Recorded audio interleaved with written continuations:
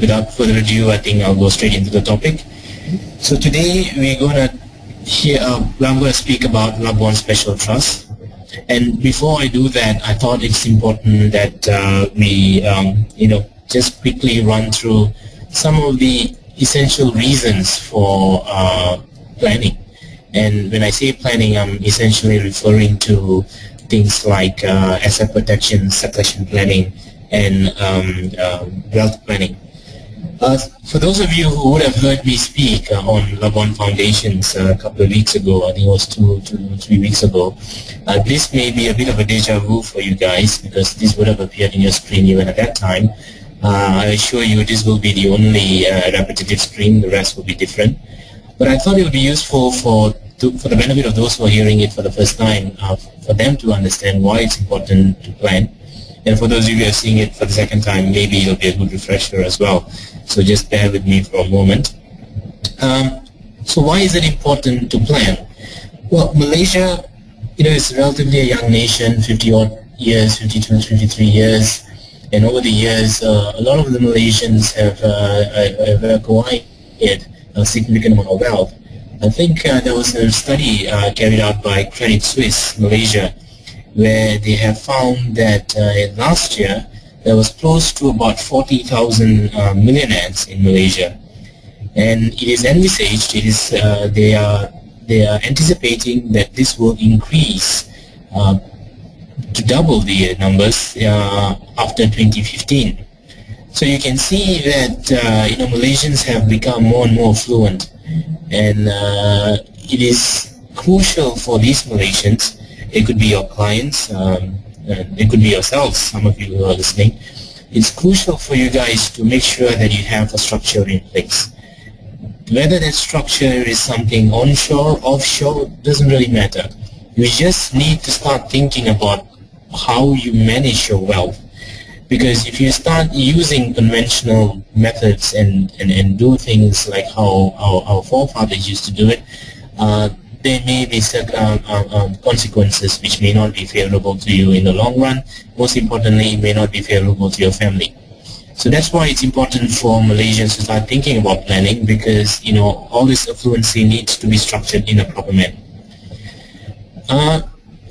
Coincidentally, when you have a lot of affluency, a lot of Malaysians would tend to go abroad.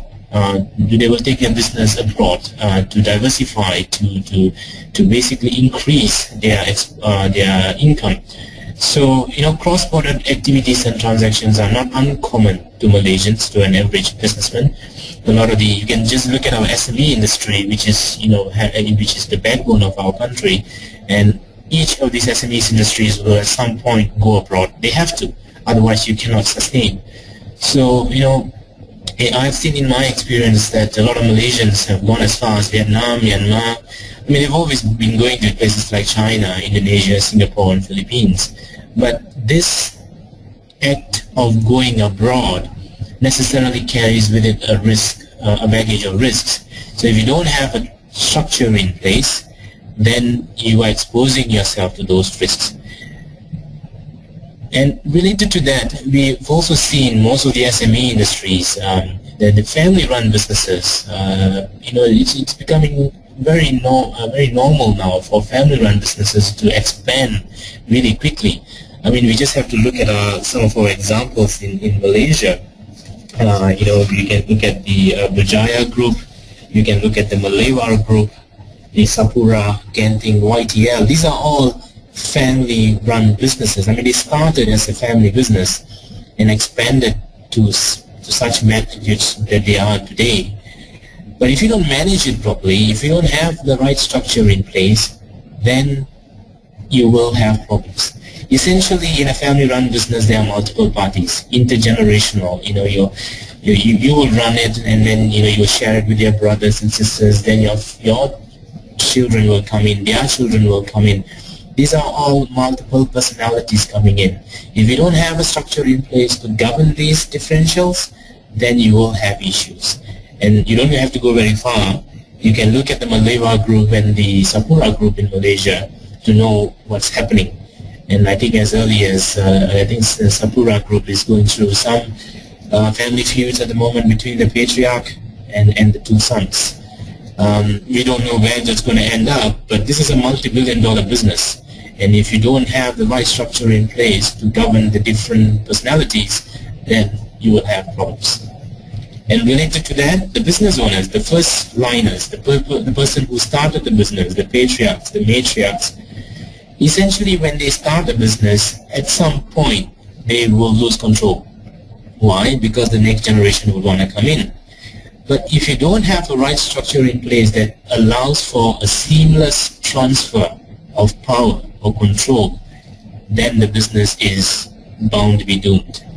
I mean, if you look at the Ambani brothers in India and the Samsung group in Korea, we can know the problems that is already happening in those families. And the Reliance group was once such a huge industry, business or company.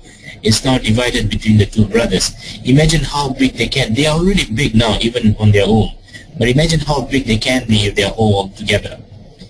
I know you are thinking these are all multi-billion-dollar businesses, you know, they are billionaires, probably not related to you. Although the net worth could be different, the problems essentially are the same. So if you don't have a structure in place to govern these things, you could, or your clients could, face the same trouble. And all those things that we've discussed above, I mean, if essentially it boils down to the same thing, if you don't have a structure in place, there will be family feuds. There will be infighting between the siblings, there will be infighting between the family members, there will be infighting even between the people who are working in the companies, because they will say they